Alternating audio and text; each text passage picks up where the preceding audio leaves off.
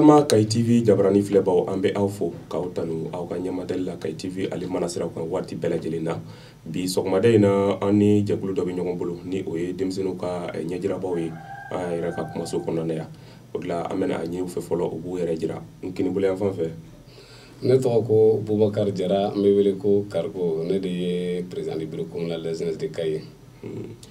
numaya fan fɛ merci ne tɔgɔ Adama Sangare ne de ye Karigo ka danka ye n'a bɛ f'a ma premier vice président ayiwa an bɛ foli di aw ma aw nana an ka wele jaabi ayiwa an kɔni ye a faamuya k'a fɔ ko nin waati laban ninnu na aw bɛ ka labɛnw dɔw sabati min ye forum de la jeunesse de Kayi waasa aw ka se ka sigi sen kan n bɛ na yɛlɛma président ta fan fɛ président bɛ se k'i da don o forum in yɛrɛ labɛn cogo la ka dɔɔni fɔ an ɲɛna ko la. ok a diyara n ye jani n ka kuma fɔlɔ n bɛ Ala fo ka kira fo n bɛ n fa ni n ba fo n bɛ dugutigiw fo ka alimami fo n b'an ka diinɛ ɲɛmɔgɔw bɛɛ fo n bɛ gouverneur fo n bɛ préfet fo n bɛ monsieur le maire fo donc n bɛ Kayi jeunesse kulu cɛkɔrɔba ni musokɔrɔba n ka foli bɛ a bɛɛ lajɛlen ye i ka ɲininkali diyara n ye kosɛbɛ an ka nin jɛkulu ye n'o ye jeunesse tɔn ye n b'an ka président régional fo n'o ye Alpha Rifayi Sumuni ye ana a ka premier vice président n'o ye Gaye Sise ye n b'a fɔ ko seigneur ani an ka président local n'o ye Mohamed Zuruku ye an ka foli bɛ olu bɛɛ lajɛlen ye nin hakilina ye presque an denmisɛnnin kulu bɛɛ de ta ɲɔgɔn fɛ k'a labɛn an ka nin forum an y'a hakilina ta mun fɛ bi o ye bi n'i y'a jateminɛ tungalataga min bɛ ka kɛ ni an y'a ta ko immigration n'i y'a jateminɛ i b'a ye k'a fɔ ko denmisɛnninw dɔrɔn de b'a kɛ et puis i b'a ye k'a fɔ k'a jidilen bɛ Kayi de kosɛbɛ donc an y'an miiri an denmisɛnninw bi an ka essayer ka ɲɔgɔn wele ka fara ɲɔgɔn kan an ye commune minnu bɛ Kayi cercle la commune 28 an ye mɔgɔ 5 wele ka bɔ a bɛɛ la pour que u ka se ka na an ka se ka hakili jagabɔ kɔ ani Kayi jeunes migration in n'o ye tungalata in ye munna an b'a kɛ a kɔlɔlɔ ye mun ye a bɛ mun na s'a ma a bɛ mun kɛ o y'an ka fɛn fɔlɔ-fɔlɔ ye an ka filanan n'o ye citoyenneté ye bon i yɛrɛ fasoden ɲumanya o fana ye cogo di ye an k'o fana terrain labɛn ani denmisɛnnin jɛkulu an n'u ka jɛ o kɔnɔ filanan n'o ye violence ye o fana ye mun ye dantɛmɛ walew donc nin bɛɛ la an ka migration na n'o ye tungalataga ye an ye monsieur le maire yɛrɛ de ta ka o ko ɲɛmɔgɔya d'o ma ale yɛrɛ de b'o exposé kɛ bon la citoyenneté fana n'o ye comment dirais-je fasoden ɲuman ye an ye docteur Youssouf Diawara ta ale fana bɛ o fɛn ta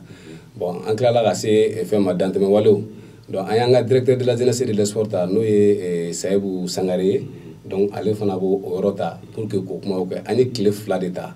conseil de cercle la a bɛ daminɛ sini 8h ni Ala yira n na vraiment an bɛ fɛ denmisɛnnin bɛɛ ka bɔ an ka na an ka hakili jagabɔ anw de ye maliyɛnw ye Mali tɛ dilan anw kɔ ni fɛn bɛ yen an bɛɛ ka na an ka sigi an ka ɲɛfɔ a ɲuman ye min ye an ka baara kɛ n'o ye ne ka kuma bakuruba fɔlɔ ye fɔlɔ o mun ka vice président bɛ yan kuma ma ye da kelen da an bɛna an yɛlɛma Sangare fanfɛla fɛ n'i y'a mɛn i n'a fɔ président bɔra k'a fɔ cogo min na ko bolodalen ninnu a ka ca ani nafaba bɛ a la ayiwa aw yɛrɛ fɛ bi na ni forum in a y'a labɛn waasa ka na ni yɛlɛma jumɛn ye nafa jumɛn bɛna ye parce que kumana tunganataga ko kan fɛn min ye dantɛmɛ walew ni olu n'a ɲɔgɔnnaw fo ka taa se fɛn wɛrɛw ma min yɛrɛ bɛ kɛ sababu ye ka jeunes ɲɛsin fasoden ɲumanya baara kɛli ka jugu ɲuman ma yala i bɛ se ka jumɛn de fɔ o la min ni a nafa n'a bɛna se denmisɛnninw ma. merci ka kuma in diyara n ye n bɛ lamɛnnikɛ jɛkulu bɛɛ lajɛlen fo ka bɛɛ lajɛlen waleɲuman dɔn an bɛ juma min na bi Ala ka kɛ hɛrɛ ye Kayi ma ka kɛ hɛrɛ ye Mali ma ka kɛ hɛrɛ ye jamanaden bɛɛ lajɛlen ma kuma ma nɔgɔn kuma ma nɔgɔn ni kuma digira min na o bɛ yafa n ma parce que an ye denmisɛnninw ye an nana ka welewelew de bila vraiment ye min fɔ a diyara n ye n ka président kumana n'o ye Bubakar Jara n'o ye Karigo ye a ye yɔrɔ min fɔ vraiment nafaba de bɛ an ye thème minnu ta parce que anw bi an ye jateminɛ de kɛ an y'an sigi an ye jateminɛ de kɛ an ko bon bi n'i y'a ma filɛ Mali wuli Kayi de ye tunkara kɛ jamana ye o dun jɛlen b'an ma o dɔnnen don Kayi ɲɛnabɔra ka Kayi latanya ni tunkarankɛw de bi a bɛ fɔ aw kana taa tunga la a ye duguma sira bila a ye nin bila baara bɛ yan an bɛna nin kɛ an bɛna nin kɛ an jɛra n'o bɛɛ ye o bɛɛ lajɛlen bɛ ka latigɛ o sabatilen b'an fɛ yan mais bi anw denmisɛnninw ko sisan n'i y'a ma filɛ anw yɛrɛ fɛ yan potentialité jumɛn bɛ yan n'a bɛ se ka baara kɛ tungalatagaw ye baara mun kɛ o nafa ka se ka nin conférence in kɛ k'a jira parce que ka développement ba fanba bɛɛ ni tungarankew b'a la tun b'i den donc conférence nafa ye mun ye fɔlɔ k'a yira bɛɛ la k'a fɔ ko an filɛ nin ye bi an ye thème mun ta n'o ye migration ye ka i da don migration yɛrɛ nafa mun nana Kayi kɔnɔ bon dire temps gɛlɛya minnu donna Kayi kɔnɔ k'o fana fɔ k'o ɲɛfɔ an ɲɛna bon anw denmisɛnninw fana bɛ se ka mun baara latigɛ an fɛ yan ni an yɛrɛ b'a kɛ parce que bi tunkarataga tɛ k'a fɔ karisa taara ye village o bi ne fana ka taa tunkarataga tɛ ko nin taara nin bɛ ye ko ɲuman na nin dugu in na ne fana bɛ taa nin ye ko ɲuman in na tunkarataga kɛra mun ye bi mɔgɔw tun bɛ taa fɔlɔ fɛ parce que le besoin était nécessaire ka taali ka fɛn kɛ hali sisan a fɛnw bɛ yen mais bi sisan an yɛrɛ ko potentialité min bɛ anw denmisɛnninw fɛ yan bi anw minnu ma sansi sɔrɔ ka taa tunga la anw bɛ se ka mun kɛ fɛn nafa fɔlɔ ye fɔlɔ bon ni a b'an fɛ se dun tɛ bɛɛ ye ka kɛ partenaires bɛ se k'a lɔn cogo di u bɛ se ka anw denmisɛnninw dɛmɛ ni mun ye u bɛ ka sɛnɛw fɔ bi n'an demara ka kalan ka yɔrɔ bila ou bien ka encadrer k'an bila fɛn kɔnɔ bi sɛnɛ bɛ se ka mɔgɔ joli créer ka ba bɛ se ka emploi joli créer o ye sɛnɛ ye maintenant n'i ye ka nɔgɔ bayɛlɛmali kɛ n'an kalan'o la k'o minɛnw d'an ma k'an bila o sira kan ka suivi kɛ an yɛrɛ k'a dɔn k'a fɔ vraiment nin fɛnw b'an fɛ yan o bɛ se ka nafa lase an ma bon an ka mini minnu fana bɛ yan anw denmisɛnninw de bɛ yen an ka miniw kɔnɔna la fɔ an bɛ se ka exploiter cogo di après les mines et avant les mines an bɛna mun kɛ sisan pour que anw denmisɛnninw fana ka se ka tɔɔrɔba sɔrɔ an ka Kayi ko la an ka jamana bɛ se ka taa ɲɛ cogo min na parce que président y'a f'i ye cogo min na an ka nin forum de la jeunesse a bɛ 28 communes bɛɛ de wele ka na Kayi yan 28 communes bɛɛ de bɛ na an y'u bɛɛ wele an ni maire kumana an ka représentants bɛ commune o commune na n'a bɛɛ kumana o bɛɛ ye layidu d'an ma o bɛɛ bɛ na hali bi u ye weleli kɛ k'u bɛ na u bɛna bi wulada in na u bɛɛ bɛ loger stade bɛɛ ko Sogo la o ye mun ye ka na balimaya ni kelenya ni sinjiya kɛ an ye thème filanan min fana ta n'o ye citoyenneté ye bi ni citoyenneté ta k'a ma filɛ qui est citoyen qui n'est pas citoyen on pose la question on est tous maliens on est tous maliens donc an bɛɛ maliyɛn de an bɛɛ citoyen de mais dɛmɛ wara dɔ de bɛ yen min b'a jira k'a fɔ fasoden ɲumanya fana sinsinlan de ye nin ye a b'i k'a ye tigi bi an ka drapeau f'an k'o ɲini k'o dɔn o kɔrɔ ye min ye n'an b'a dɔn est ce que a b'an dusukun na an bɛ se k'a dɔn an dusukun na cogo di bi n'a fɔra un peuple un but une fois ça c'est le symbole de l'État donc il faut connaître ça et les structures gouvernementales de l'État bon nin bɛɛ ye fɛn de ye min b'o dɔn an yɛrɛ fana lɔrɔ ye mun ye denmisɛnninya la ka ɲɛsin an ka du kɔnɔna ma ka ɲɛsin an ka kin ma ka ɲɛsin an ka quartier ma ani ka ɲɛsin an ka commune ma fo ka se an ka région ni jamana ma bon anw lɔrɔ ye mun ye an ka kan ka bɔ ni sira ye an ka kan an ka hakɛw ka ni bonya ni nɔgɔya kɔnɔ cogo di bɛn ani karama kɔnɔ cogo di nin bɛɛ de bɛ wele fasoden ɲumanya mais n'an m'o ɲ'a faamu a bɛ gɛlɛya i n'a fɔ an ka thème sabanan ye min ye n'a bɛ wele f'o ma ko l'extrémisme violent l'extrémisme violent ka damatɛmɛ walew bi n'an ko an ye maliyɛn ye an tɛ impôt sara an tɛ taxe sara parce que an ɲɛ bɛ na an ma ko an ma c'est à dire jɔ bɛ se ka sɔrɔ i bolo yɔrɔ dɔ la mais yɔrɔ dɔ i yɛrɛ ka jɔ a bɛ fɔ ko n'i y'i fa dumuni na kojugu ko n'a y'i kɛlɛ ko kojugu tɛ nka parce que i ye dumuni tɛmɛ hakɛ kan ko mɔgɔ n'i y'i jo sama k'a bɛ k'i jalaki ye pour que parce que i ka kan ka da yɔrɔ min na i tɛmɛna yen na o donc anw denmisɛnninw bɛ se ka ko dɔ kɛ nin n'a ɲɔgɔnnaw la an bɛ tɛmɛ an ka walew la bon bi sisan anw denmisɛnninw ka wale ye mun ye anw denmisɛnninw ka nisɔngɔ ye mun ye bi an bɛ to a kɔnɔ pour que an kana tɛmɛ a walew kan an ka bila hukumu kɔnɔ o de kama anw ye nin forum boloda an n'an teriw an n'an jɛɲɔgɔn n'an balimadenw an ka sigi o fɛnɛ nafaba fana ye mun ye tuguni aujourd'hui il faut que an ka programme ɲɛnamaba dɔ de bɔ un programme de document qui peut parler dans 28 communes du cercle de Kayi a bɛ kuma cercle de Kayi kan o cercle de Kayi denmisɛnninw nana u ye ɲɔgɔn sɔrɔ sadolakaw y'a jira vraiment olu fɛ ni nin n'a sabatira ni nin kɛra o ye nin baara ye donc n'i y'a faamu a bɛ fɛ nin forum in laban na a ka se ka a bayɛlɛma ka kɛ gafe ye k'a kɛ gafe ye gafe min fana min bɛ wa commune denmisɛnninw bɛɛ lajɛlen hakilinaw ani cercle yɛrɛ denmisɛnninw bɛɛ hakili voilà cercle yɛrɛ mun bɛ denmisɛnninw hakili voilà merci donc ni y'o de ye ok a ɲɛna kosɛbɛ n bɛna yɛlɛma kɛrɛnkɛrɛnnenya président fan fɛ ne ko Jara n'i y'a ta k'a lajɛ bi a y'a da tu yɔrɔ dɔ la extrémisme violent ni o ye dantɛmɛ walikɛ in ye a ko masiba bonyalen bɛ jamana kɔnɔ bi dɛ binganiw dun bɛ ka caya Kayi région in kɔnɔ ni dun fana y'a fanba ta k'a lajɛ anw denmisɛnninw de don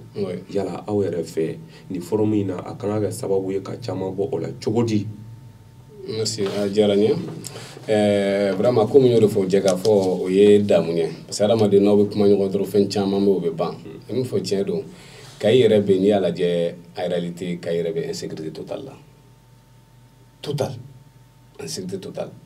ne fɛn ba an ka denmisɛnninw yɛrɛ ka yɔrɔ to yen fɔlɔ hali an ka poste lajɛ post control me kaydi no ya boy era ka jatemina yelemani israël a be murtan sirade mo be duni hawlu a mo be duna be post kilente pour ka kan lakanda chene mu kirani hakili bala nu tara santolan kama la febu e saf la kaydi uduna ne rojmay utara rojmay o possibilité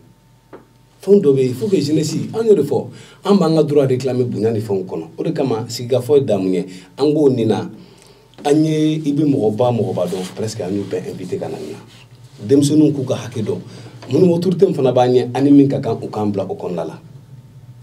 est ce que fam ni devoir que droit o yama o kan ki est très normal donc ne kon be kuma min kan kosobe dem sunu ga danten wale o be ambu donc kosobe parce que dem sunu bi ni ala je lu ga cheni nunu anu ta ko kuntam ke froxer tan ni fanu on sait ka simay o de kama anya souhaiter anu ka sigi parce que on dem sunu be ka ke dem sunu be ku do ke wako dem sunu do mais ni na sigira ka kuma ni hakili nyuma ndama abe bo akono mais ami min fo autorité fana me siga gantuni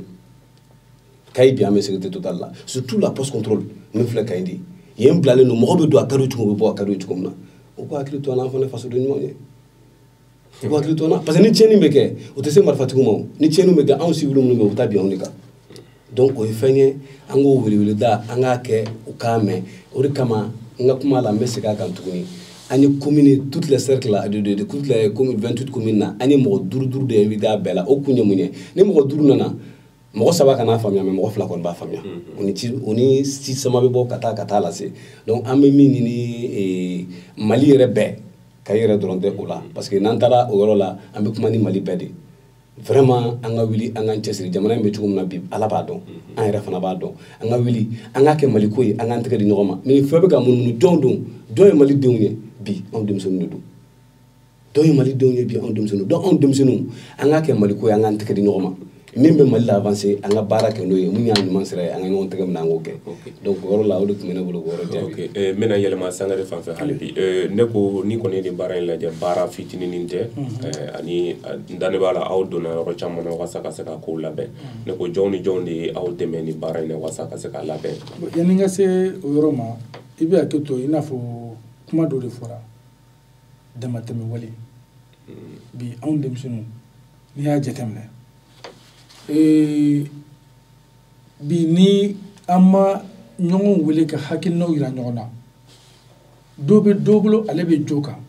doblo ale be fendo ka o yi sera ta tuwe parce que o de bina ni ko chaman cheni bi naga hake ni nte masoro mi men de makanga hake la waleya be ko ke mi yendi ambe tamala be ko ke fana mbe masoro kanga hake la waleya me sebenye mbake fo ite ta ka bala o de kama on demisonu parce que ni ya me ko cheni meke ala fle bi kriambura crise do kono amika ba kono ni ya me bi ko crise on demisonu ne ba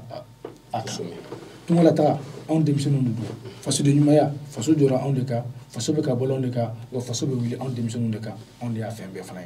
donc ni anyo o yoro soro il faut que anga déterminer on be se ka don dala tugudi anga demisonu akono parce que mo ba fo bi demisonu fle murubu be bulu demisonu be dolomina demisonu be drogutala demisonu be juemina demisonu be fenchama kala boni be damateme walo yemunu be ka société kono bi hala anga mariage ni jatemine anga gitron be datun ka sira be datun content do ani sondial do parce que fenyman do mais nanye modo bali munu fana be risque dirigeance do kono ba so do préoccupation ba do bula katama kata yoro do la sisa o lu na so sira datun do content kun do ko jugute ga bi est ce que tunu fana do makosa ka so president do o e fenye fe munaka mais est ce que amatema adanga mais ni sira do blala anga content que mo fana tuka mo ko tuka mo la cité ci toro est ce que problème ma no ya donc o yoro la fonga damateme wala fo bi mbese ka ngate derelta mbese ka mairie interpeller be mais bi mérite fo mairie bi ka foncer la bo abika fenta manke maintenant ni nega te derel be mbulo ni mairie ko ka mairie to kala atika oni la kana atika abu dunga wardo mairie kono bi aka hake be la kana jorna o leke ka wuli ka fo bo nebe ka papier ta ni te kala meta ni yoro kari meta ni ke bi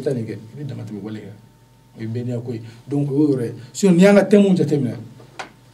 bi amogo be ka jeune be refra no ka politique côté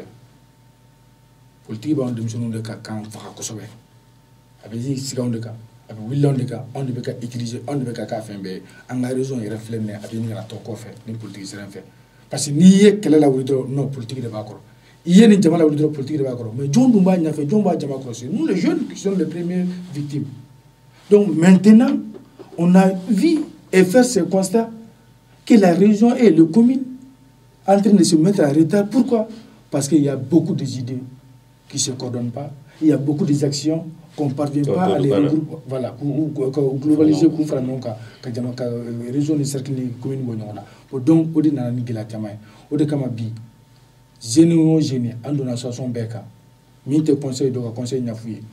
Conseil communal est mieux qu'à Niafouye, conseil local est mieux qu'à Niafouye, ni forum fan est mieux, Halikuno, Antumbo Niafoula. On est comme Anna Srabe. Maintenant, il y a mon fort d'Embakola. D'Embako pour la Mounia Andema. Dépendant d'une barre d'amener, on a travaillé avec le GRDR. GRDR bien, encadrement technique, on nous lui aspect technique ou là-bas. On me barre que tout, on a encadré tout, mais on a fait un diamant qui a nous lui a fait. Mais je ne peux pas oublier le padre Zayzad aussi, avec les passifs. Ou que global n'a pas cause Zayzad. Ou nous faisons un de mes parents. Aspect technique là-bas, on a l'uniforme dans le domaine tamabé. Ou nous, aspect financier bêta, qu'il faut vraiment, ou nous, en charge. Pour que en genou, en anato, mais nous aussi en tant qu'organisation, c'est la première fois qu'on se cotise. Une cotisation bon, avec un bon mec, un bon cadre, une forme d'affaires, on devait se nous au dollar. Bon, en la mairie, il y a un copain à démarcher là. Et c'est le moment idéal, c'est l'endroit idéal aussi de remercier la mairie de Caille. De remercier la mairie de Caille et tous les conseillers de Caille. Nous ont soutenu, donné le conseil, de nous appeler à participer à beaucoup de rencontres que la jeunesse est en train de se faire aujourd'hui. Donc, nous pourrons békera, kaseka ke ambolo, pour que ambela délégation kaseka nous sera abina tuumina. Bon, ni au Fanabore, anye sponsorta, parce que sponsorta l'ité qu'a fait on a fait beaucoup de travail de pangani mandat kake. Anye yiritru ke na fama journée de l'environnement. Ani SFTP minikali,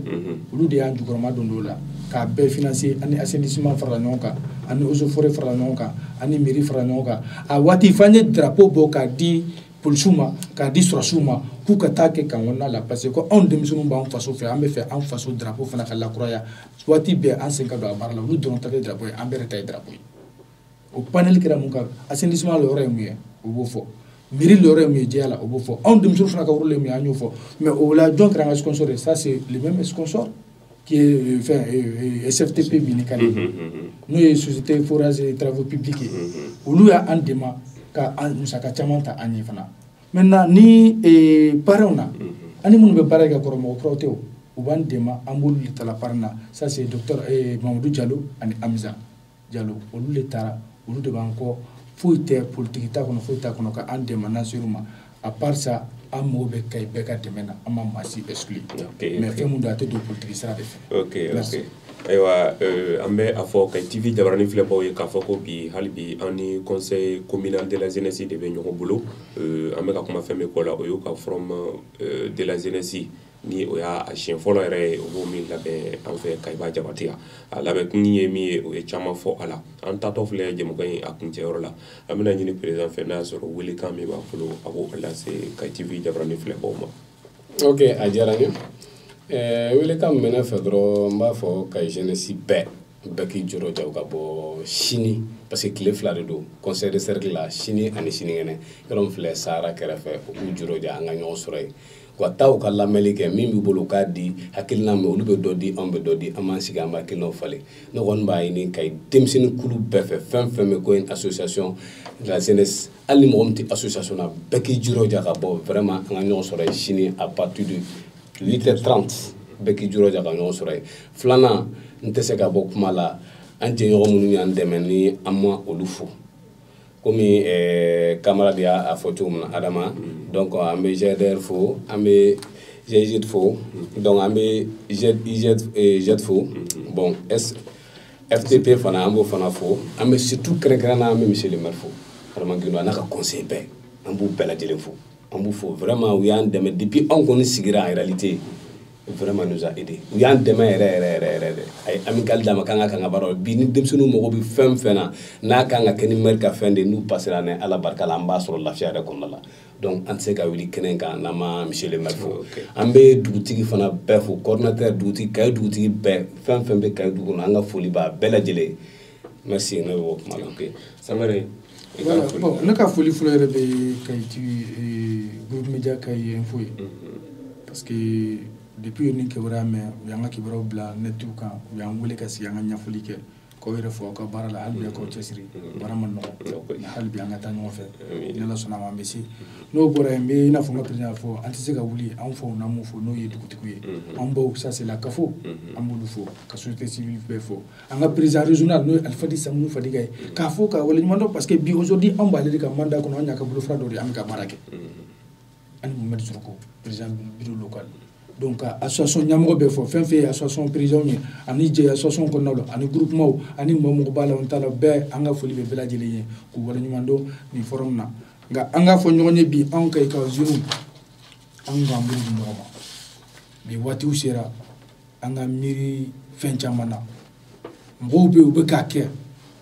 minnu bɛ ka ɲɛtaga fɛ minnu bɛ Mali ka ɲɛtaga fɛ an k'u dɛmɛ a la n'a sɔrɔla an tun t'a dɔn n'an bɔra kalama an ka far'u kan n'an b'a dɔn an ka far'u kan ka taa ni minnu m'a faamu an k'olu la faamu an ka ɲɔgɔn minɛ an ka fara kɔfɛ kumaw ni fɛn kumaw na bi an bɛɛ ka don da kelen fɛ an ka bɔ da kelen fɛ rien n'est possible de le faire aussi il faut qu'on se rappelle de ça nin ye nin kɛ a tun t'a dɔn a tun bɛ fili de kɔnɔ nka n'a bɔra kalama o ye idée tilennen ye an bɛ ɲɔgɔn faamu an bɛ taa ɲɔgɔn fɛ basigibaliya mun b'an fɛ yan bi an bɛ Ala deli Ala ka basigi an fɛ yan jamana bɛ taabolo mun kan Ala ka jamana taabolo ɲuman Ala ka latigɛ an fɛ Ala ka dɔ fara taabolo ɲuman mun fana bɛ yen an b'a ɲini bɛɛ lajɛlen fɛ an ka ɲɔgɔn minɛ an ka kɛ kelen ye an ka don da kelen fɛ ka bɔ da kelen fɛ Mali ka hɛrɛ b'o de la Kayi ka hɛrɛ b'o de la quartier bɛ ka hɛrɛ b'o de la commune bɛ ka hɛrɛ b'o de fana kɔnɔ o de tun ye ne ka welewelekan ye ani n tɛ se ka bɔ tant que m'an ka panélistes fo kelen-kelenna la Adama Gundo ale chargé bɛ migration na k'a fɔ ka waleɲuman dɔn docteur Youssouf Diawa ale bɛ fɔ mufti de mais malien don il est le sénateur du GCI ale de y'an ka citoyenneté ye an b'a wele ale bɛn'o ko conférence d'an ma a bɛn'o ɲɛfɔ an ɲɛna an b'a fɔ ka waleɲuman dɔn an ka directeur régional n'o ye Seydou Sangare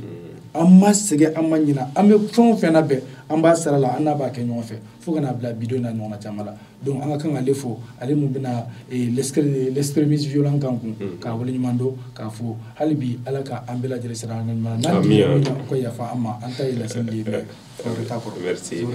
Ayiwa ni tun ye an ni conseil communal de la jeunesse Kayi u ka ɲɛmɔgɔ fila ye min ye Bubakari Jara di Karigo ale ye président ye ani Adama Sangare o ye vice président ye u nana kuma anw fɛ fɛn min ye u ka forum de la jeunesse a tako fɔlɔ o bolodalen bɛ ayiwa